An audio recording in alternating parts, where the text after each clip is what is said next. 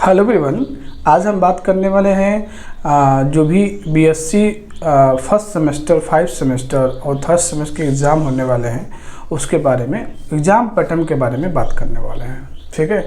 अभी बहुत बड़ी प्रॉब्लम होने वाली है, क्योंकि जो इसमें न्यूज़ ये आने वाला है कि जो विषम सेमेस्टर होने वाला है, यानी ऑड सेमेस्टर जो होगा, इसे ऑड सेमेस्टर में मान लीजिए फर्स्ट सेमेस्टर हो गया, थर्ड सेमेस्टर हो गया, 5 सेमेस्टर हो गया, उनकी जो एग्ज़ाम पैटर्न है वो बदल गया है।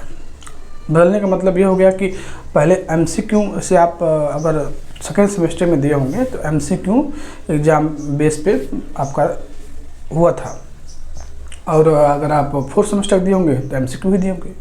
लेकिन इस बार जो दीनदयाल उपाध्याय गोरखपुर विश्वविद्यालय है, इसमें शायद मैं अभी आपको स्क्रीन शॉट भी दिखाऊंगा, शायद रिटन एग्ज़ाम होगा। इसके लिए आपको बहुत पढ़ना पड़ेगा। बीएससी जैसे बहुत इजी हो गया था एमसीक्यू जो क्वेश्चन आ रहे थे, तो ठीक है। तो चलिए देखते हैं क्या है इसमें न्यूज़। अब देखिए, जैसे यूनिवर्सिटी का क्या डिसीजन है, कैसा होता है। फिलहाल अभी ये पेपर में न्यूज आया था कि सेमेस्टर परीक्षा के प्रारूप में गोरखपुर विश्वविद्यालय प्रशासन ने किया बड़ा बदलाव। स्नातक के विषम सेमेस्टर में वर्णात्मक मतलब रिटन व सम में आएंगे बहुविकल्पी प्रश्न। यानी अगर आपका फर्स्ट, थर्ड, 5 सेमेस्टर है तो सब्जेक्टिव बेस पे क्वेश्चन आएंगे, और अगर सेकेंड सेमेस्टर, फोर्थ सेमेस्टर और 6 सेमेस्टर है तो उस पैटर्न पे जो है एमसीक्यू क्वेश्चन होगा। चलिए देखते हैं क्या न्यूज़ है।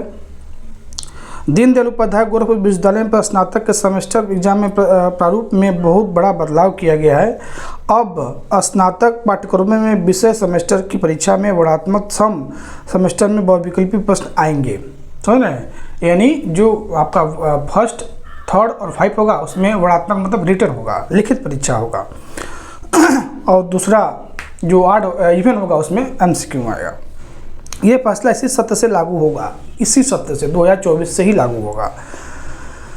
जल्द ही परीक्षा समिति की बैठक इस प्रस्ताव को रखा जाएगा। स्नातक पाठ्यक्रमों में पिछले साल की तरह वर्णात्मक प्रश्न आ रहा है, और स्नातक जैसे पीजी के एग्ज़ाम जो भी हो गए, एमए, एमएससी, एमकॉम हो गए, बीएड हो गए, इसमें वगैरह में आपका रिटन ही होगा।